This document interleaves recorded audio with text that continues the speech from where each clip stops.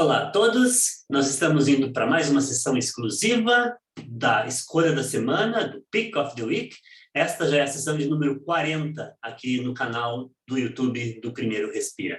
E só para complementar de novo, esta é uma sessão exclusiva de conteúdo de qualidade e importante para a atualização científica, para a tomada de decisão na assistência e também na reabilitação cardiopulmonar. Se vocês estiverem gostando dos nossos conteúdos, não deixem de se inscrever no canal do YouTube, ativar o sininho e também nos seguir no Twitter e também no Telegram, no canal do Telegram. Vamos para o artigo da semana, então. O artigo da semana é um artigo publicado agora na semana passada, na Thorax, que tem um alto fator de impacto, é uma revista que publica bastante artigo importante na área da reabilitação cardiopulmonar e tem um fator de impacto de 9,250. E o tema principal do artigo dessa semana, que nós vamos discutir, é sobre o uso, então, de aplicativos de smartphone após um período de reabilitação pulmonar em pacientes com doença pulmonar obstrutiva crônica. Esse aplicativo de smartphone era importante porque ele apresentava atividades de suporte psicossocial, atividades que incentivavam a prática de exercício e também atividades que incentivavam a prática de educação naqueles pacientes após o período de reabilitação cardiopulmonar. Essa é a primeira figura do artigo, mostrando então que ele foi um ensaio clínico randomizado bicêntrico, envolvendo 2 centros, um centro na Alemanha e um centro na Suíça. Os critérios de inclusão, como eu já comentei para vocês, foram pacientes que participaram de um programa de reabilitação que foram divididos em 2 grupos. O grupo que sofreu intervenção, ou seja, fez o uso do aplicativo chamado CAIA para DPOC, e o grupo controle que foi submetido somente aos cuidados usuais depois do período de reabilitação.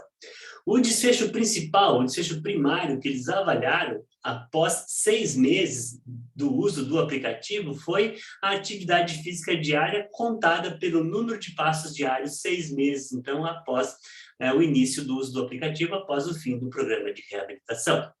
Como desfechos secundários, eles também avaliaram a capacidade funcional pelo teste de senta e levanta, a qualidade de vida pelo Chronic Respiratory Questionnaire, o status funcional pelo COPD Activity Test e a ansiedade e a depressão pela escala HEDS. Tá? Aqui está mostrando, então, o fluxograma do estudo, mostrando que foram elegíveis para participar desse estudo 421 indivíduos. Após a análise dos critérios de inclusão e dos critérios de exclusão, eles selecionaram, então, 75 indivíduos que foram randomizados para o grupo intervenção ou para o grupo controle. Ao final, houve algumas perdas, houve algumas desistências, e a análise por intenção de tratar contou, então, com 30 indivíduos no grupo intervenção e também com 30 indivíduos no grupo controle. Se vocês quiserem saber mais detalhes da metodologia, vocês podem acessar o artigo na íntegra, que eu vou disponibilizar para vocês depois no nosso canal do Telegram, no canal do Telegram do Primeiro Respiro. Essa é a tabela 1, que mostra, então, que com relação às características dos indivíduos, não havia diferença entre os grupos, ou seja, o grupo intervenção apresentava as mesmas variáveis que o grupo controle, mostrando que os grupos eram homogêneos na entrada do estudo, no início da intervenção, pelo uso do aplicativo.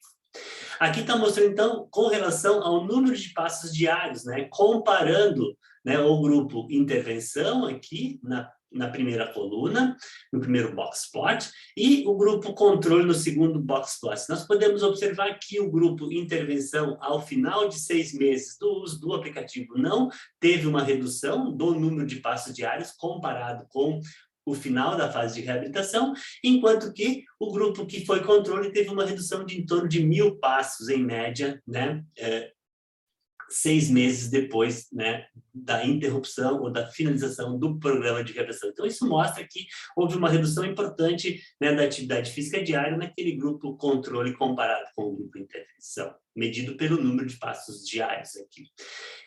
Essa outra figura mostra também o número de passos diários, comparando de novo o grupo intervenção no primeiro box plot e o grupo controle no segundo box plot, no período basal, mostrando que eles não eram diferentes.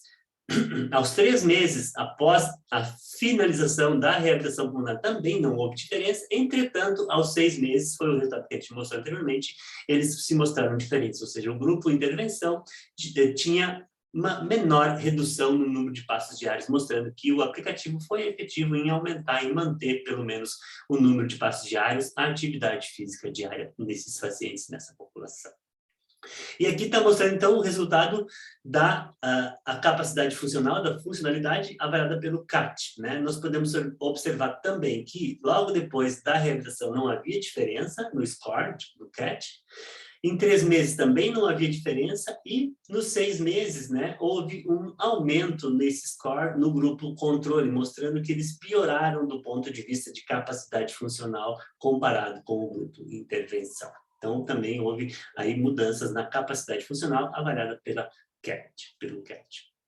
E, com relação ainda aos resultados, essa primeira parte da figura aqui mostra o resultado relacionado ao score de depressão e ansiedade. Então, de novo, né? Imediatamente depois da reabilitação não havia diferença nesse score, em 3 meses também não havia diferença, entretanto, aos 6 meses, podemos observar que o grupo controle aumentou, né, a mediana do score avaliando ansiedade e depressão, ou seja, os índices de ansiedade e depressão aumentaram nos pacientes que não fizeram o aplicativo, que não fizeram o uso do aplicativo. E aqui, com relação à funcionalidade ou à capacidade funcional avaliada pelo teste do Senta e Levanta, também nos podemos observar que depois da reabilitação eles eram parecidos.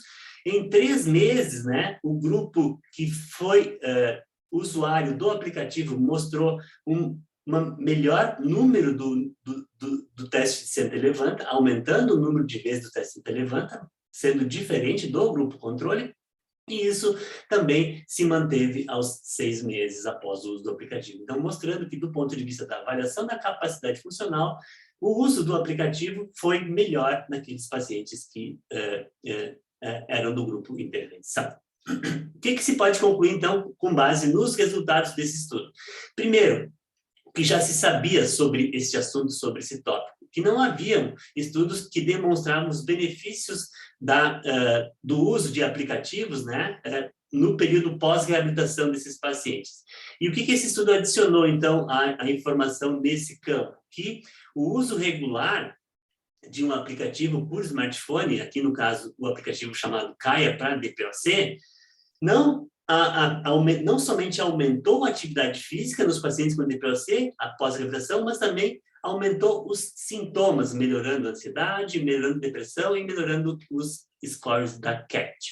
E o que esse estudo pode afetar, então, em pesquisas futuras e na prática clínica na reabilitação cardiopulmonar?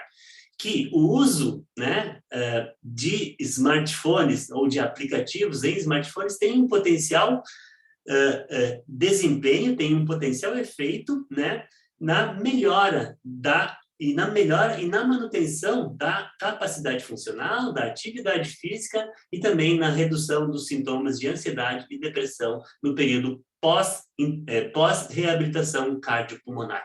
Então, eram essas as informações que eu tinha para trazer para vocês hoje sobre esse artigo, e eu espero que vocês consigam aproveitar e aplicar esses novos conhecimentos para a prática clínica de vocês, principalmente para quem trabalha com reabilitação cardiopulmonar.